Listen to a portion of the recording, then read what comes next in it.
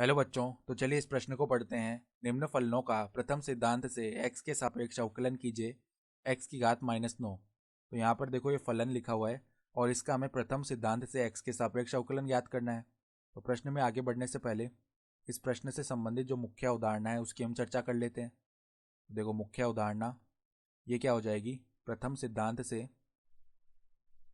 यदि कोई फलन दिया हो f(x) तो उसका अवकलन प्रथम सिद्धांत से क्या होता है, f' बराबर में लिमिट h अग्रसित होता है 0 की ओर, f(x प्लस h) माइनस में f(x) बट्टा में x प्लस h माइनस में x, ये होता है सूत्र। तो अब देखो हमारे पास में जो दिया हुआ फलन है यहाँ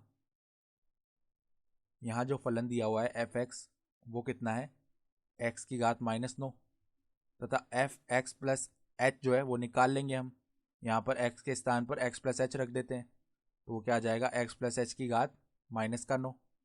तो अब अगर हम f' निकालें तो वो क्या हो जाएगा, देखो लिमिट देखो h अग्रसित हो रहा है 0 की ओर, तो इसका मतलब क्या है, जो x प्लस h जो है वो किसकी तरफ अग्रसित होगा, x की ओर। तभी तो यहाँ से h 0 की ओर अग्रसित हो रहा है, इसको हम ऐसे लिख सकते हैं।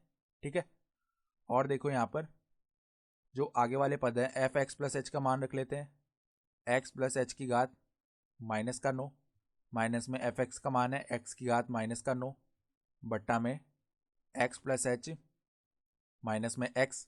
तो देखो ऐसे क्यों लिखा है हमने, क्योंकि यहाँ पर देखो हम एक मानक सीमा जानते हैं कि जब भी देखो लिमिट x अग्रसित होता है a की ओर, x की घात n माइनस a की घात n बट्टा x माइनस a का जो मान है वो क्या होता है, n गुणा में a की घात n माइनस 1 होता है। तो देखो इसी रूप में बना हुआ है ये भी, तो यहाँ पर ये सीमा लगा सकते हैं हम।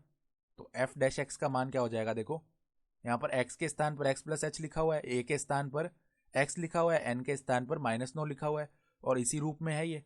तो क्या बन जाएगा, देखो -9 और a की जगह x है और n-1 यानी कि -9 -1 यानी कि -9 x की घात -10, ये बन जाएगा हमारे पास में उत्तर। तो अवकलन कितना आ गया, -9 गुणा x की घात -10। तो आशा करता हूँ कि आपको यह प्रश्न समझ में आया होगा। धन्यवाद।